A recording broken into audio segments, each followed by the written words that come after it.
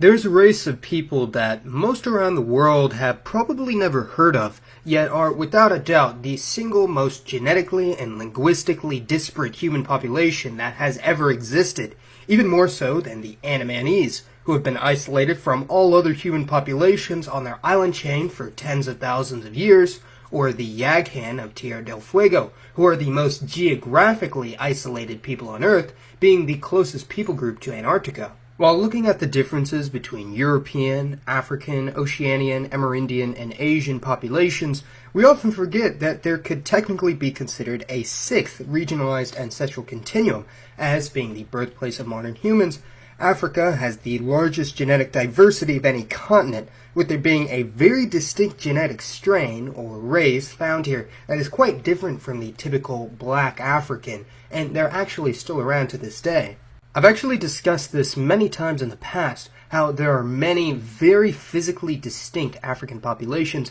some of which can be easily identifiable, such as Horn Africans, with most Ethiopians, Somalis, and Eritreans have more quote-unquote Caucasoid features due to admixture with ancient migrants from the Middle East, and perhaps most famously, the Nilotic peoples of South Sudan, Kenya, Uganda, and Tanzania are also quite easily recognizable, as I discussed in my most popular video, being the darkest, thinnest, and perhaps tallest people on Earth. However, the one group that I've somewhat glossed over in the past would be the indigenous Southern African traditional hunter-gatherers, a loose collection of peoples that more or less stem from a common gene pool dating back 1/10 of a million years ago, sometimes referred to as Capoids due to their concentration near the Cape of Good Hope.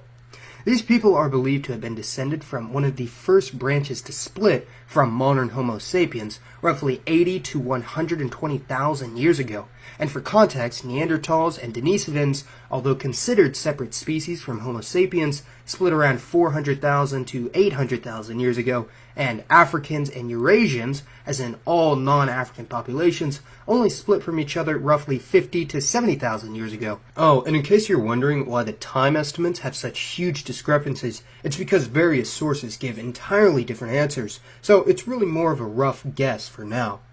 This doesn't mean there wasn't significant contact between these hunter-gatherers and other Africans in that time, but they have, without a doubt, the most distinct and ancient ancestral strain, having inhabited South, Central, and East Africa for tens of thousands of years, before the much more recent migrations from the Northwest intermixed with and displaced these people groups. So think of them as the Native Americans of sub-Saharan Africa.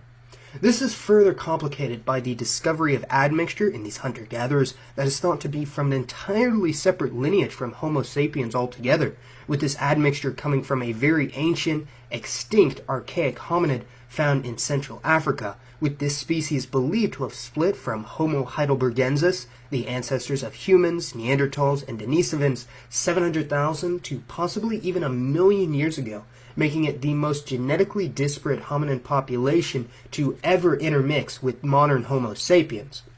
As you could probably tell from the title and thumbnail, the modern descendants of this highly unique sub-Saharan population are found predominantly in the khoisan of southern Africa, a group that is indigenous to what is now modern-day South Africa, Namibia, Botswana, and possibly further, such as parts of Angola, Zambia, and Zimbabwe. Full-blooded khoisan have a strikingly distinct appearance when compared to other sub-Saharan Africans, generally having lighter skin, tighter, coarser hair, and very distinguished facial features, smaller eyes, higher cheekbones, and smaller noses, somewhat reminiscent of East Asian populations.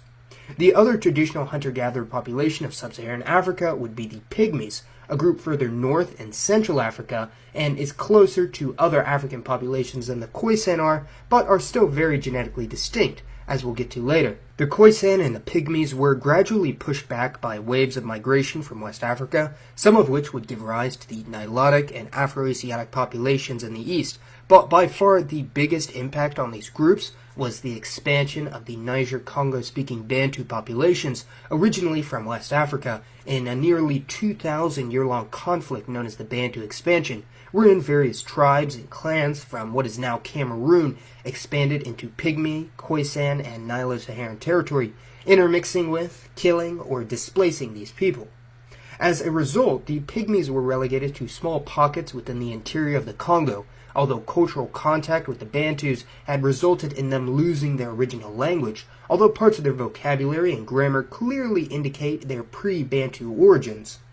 The Khoisan were mostly spared due to the fact that a large part of their population lived in the Kalahari Desert of Namibia, which even today is the second least densely populated region of Africa after the Sahara, although the Khoisan became quite well adapted to this environment, learning how to hunt and forage in this desolate landscape. However, it's important to realize that the Khoisan are not exactly one people group, as although they do share many similarities and are generally grouped together for convenience sake, there are still many genetic, linguistic, and cultural differences between them, seeing how, even though Khoisan groups share the commonality of all using click consonants, not generally seen in other languages, they are still distinct enough to be split into multiple families. Likewise, even though they all descend from the same distinct genetic lineage stretching back 100,000 years, there has been relatively little intermixing between some groups, which has led to there being more genetic distance between select Khoisan groups than between the average European or Asian.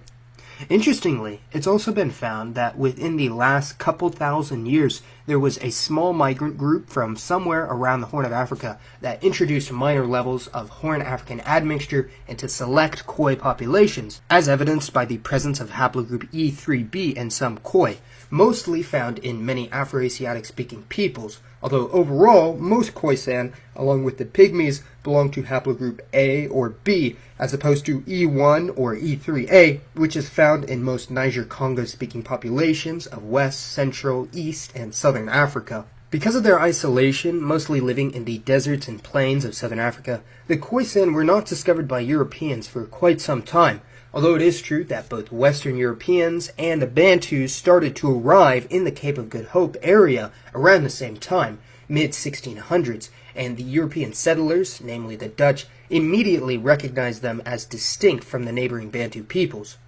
Although Capoid admixture in most Bantu populations is quite low, there has been considerable genetic and cultural exchange between the Khoisan and a few Bantu peoples of southern Africa, namely the Xhosa or Xhosa and the Tswana, both of which actually contain some of the click consonants borrowed from the Khoi languages, although the Bantu speakers with the highest percentage of Khoi ancestry would be the Kgalagadi of southwest Botswana at nearly 1/3 of their genome. Conversely, the Khoi-speaking population with the lowest levels of Capoid admixture would be the Damara of northern Namibia, who, despite speaking a language very similar to that of the nearby Nama, are actually very genetically disparate, showing almost no genetic affinity to either Khoi-speaking groups, suggesting that they are indeed Bantus who shifted to speaking a Khoi language. The Dutch, and to a lesser extent British settlers who arrived in the Cape, intermixed with the Khoi, as well as neighboring Bantu populations, and imported slaves from Madagascar, Indonesia, and India, creating a unique mixed-race population known as the Cape Coloreds that is highly heterogeneous, meaning some individuals may be mostly European, others mostly Bantu, and others mostly Khoi, with their ancestry being a spectrum depending on the individual and their geographic location. The Coloreds have evolved into a Christian, Afrikaner-speaking ethnic group that today contains some of the most diverse ancestries of any people group from around the world. Khoisan admixture in the Coloreds varies considerably, generally being highest in the northern Cape, while another Afrikaner-speaking mixed-race group, the Basters, also exist in central Namibia as a result of Dutch explorers settling down and intermixing with native Khoi women, having quite possibly the highest Khoisan admixture of any non-Khoisan speaking population.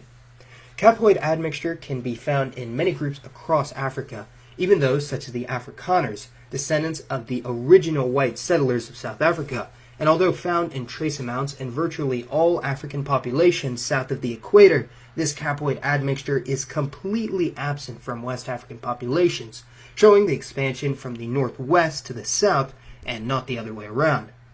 There are other traditional hunter-gatherer peoples throughout Africa, such as the Sandawe and Hadza of East Africa and Tanzania, both speaking non-Niger-Congo languages with click consonants, believed to have predated the arrival of the Bantus by many thousands of years. Sandawe oral traditions even claim to have some affinity with the population much further south, implied to be the Khoi, and you can see a very slight resemblance to the Khoisan when looking at some Sandawe individuals, as around 10 to 15% of their gene pool is derived from the Khoisan, while over the generations there's been intermixing with many other neighboring populations, including the Nilotes, Cushites, and Bantus who arrived later on. However, the same can't really be said for the Hadza, and this is due to the fact that it would appear that the Hadza are more closely related to Mbuti pygmy groups from the Congo than to either the Sandawe or Khoi. The Pygmies, although a separate branch of the southern African hunter-gatherers, are the closest race of people to the khoisan, and for whatever reason, the Congolese Pygmies ended up evolving to become quite small in stature, and extensive studies have concluded that this adaptation is indeed genetically based, and not tied to traditional metrics of determining growth, such as nutrition or diet. Although full-blooded khoisan, or Bushmen as they are often referred to, are becoming increasingly rare in South Africa, numbering only a few tens of thousands, they are still very much a vibrant and growing community in neighboring Botswana, and especially Namibia, where khoisan descendants make up almost 10% of the country, and even more when considering partial descendants, while in Botswana they make up around 3% of the country. Not a particularly large percentage, but they do make up a majority in the bulk of the country's land area, lying in the sparsely populated Kalahari Desert. Although their numbers may seem quite insignificant today, numbering only around 500,000, the number of Coloreds, Xhosa, Tswana, and others with Khoi ancestry are increasingly embracing their significant Khoi heritage and their contributions to their language, culture, and genes. Overall, the contribution of the Capoids, or indigenous Southern African hunter-gatherers, isn't too high, about 1.4% of the entire genome of Africa, and only 0.24% of the entire genome of Earth. So not exactly the biggest impact on the human race, genetically speaking, but they still remain one of the most fascinating and ancient ancestral groups. So go ahead and let me know your thoughts on the khoisan and other related groups. And for today's poll, let me know which group with ancestry from these peoples you'd like to learn more about. And as always, thanks for watching, everyone. This has been Mason. I'll see you next time.